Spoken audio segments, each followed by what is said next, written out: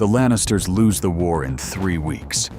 No one sees it coming because the weapon doesn't announce itself, doesn't fly south, doesn't burn King's Landing. It just exists in the north, and that existence alone collapses every calculation holding Westeros together. Tywin Lannister reads the Raven report twice. A dragon, full-grown, bonded to a Stark. He asks his commanders a question no one can answer. How do you fight a siege when the enemy can burn your supply lines from the sky? The room goes silent. This isn't about battles anymore. The dragon never needed to attack. Its presence in Winterfell rewrites the board completely because every army in Westeros depends on predictable logistics, and dragons make logistics impossible. The Reach can't feed the Lannister army if grain convoys burn before they reach the Crown Lands. This is the fracture. Power no longer flows from who has the most men, but from who controls the sky. And only one house does. The War of Five Kings was always a numbers game. That equation assumed ground warfare. The moment a Stark can bypass every castle wall, every defensive position, the old rules stop applying. Robb Stark doesn't need to win battles now. He just needs to not lose. Let them march. Let them siege. We'll burn their food before it reaches their camps. Tywin assumes the dragon is a threat that can be neutralized politically. He offers the North independence, full sovereignty. The Starks keep their dragon and rule everything above the neck. It's a generous offer, the kind that would have ended the war months earlier. Robb refuses. My father's head sits on a spike in King's Landing. You think independence buys that back? This is the miscalculation Tywin doesn't see coming. He offers me the North like it's his to give. I already have it. Lannisters value power above justice, but Robb isn't fighting for independence anymore. He's fighting because Ned Stark was executed, because the Lannisters started a war they assumed they couldn't lose. The dragon gave the North the option to demand something Tywin never expected: accountability. They wanted a war. Now they'll answer for it. Every lord, every crime, every lie. Tywin realizes too late. He's negotiating with someone who can afford to refuse anything less than total capitulation. The boy isn't negotiating. He's waiting for me to realize I've already lost. The consequences begin quietly. Lannister commanders start reporting shortages they can't explain. Empty. All of them empty. 3 supply lines gone before they cross the Trident. The Tyrells switch sides, not because they fear the dragon, but because they understand what everyone else missed. The dragon makes the Iron Throne worthless.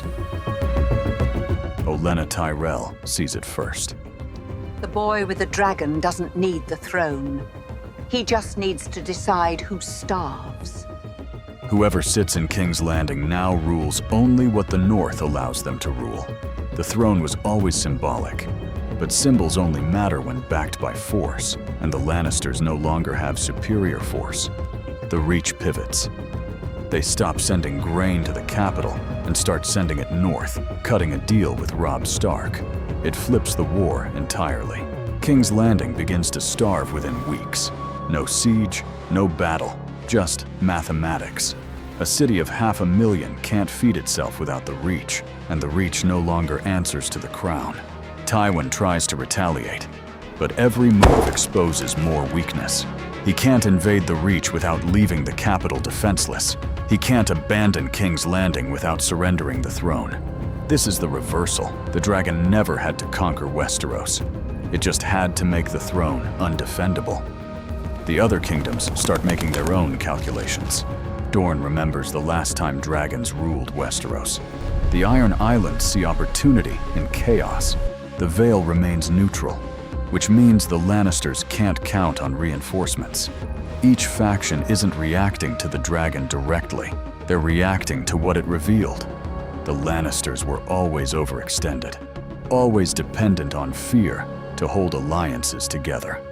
The dragon shattered that, and now every kingdom sees a chance to recalculate. Cersei demands wildfire, scorpions, anything that could kill a dragon. Build me 100 scorpions. 1,000! I don't care if it empties the treasury, that thing dies! Her commanders explain that scorpions require line of sight, and dragons attack at night. She orders assassins north. They never return. Tyrion realizes the deeper problem. Even if they killed the dragon tomorrow, the strategic lesson is already learned.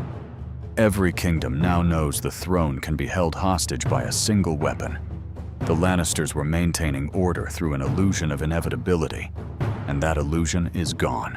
The war escalates through defection, through kingdoms quietly withdrawing support, through supply chains collapsing. Tywin withdraws every Lannister soldier from the Riverlands and prepares to defend King's Landing directly. It's an admission of defeat disguised as strategy, and everyone knows it. The North doesn't celebrate. They're already looking at the next problem. Robb Stark stands in Winterfell, with the dragon circling overhead, and he understands what Tywin understood weeks earlier. Winning the war isn't the problem. What comes after is. The dragon gives the North absolute security and absolute isolation. No one will invade them, but no one will trade with them either, because every kingdom now fears what the Starks might do next. Robb won his father's justice, but the cost is a North that's militarily dominant and economically abandoned. The dragon doesn't solve succession. It doesn't rebuild the Riverlands. It doesn't address the brewing instability in King's Landing that could spiral into civil war.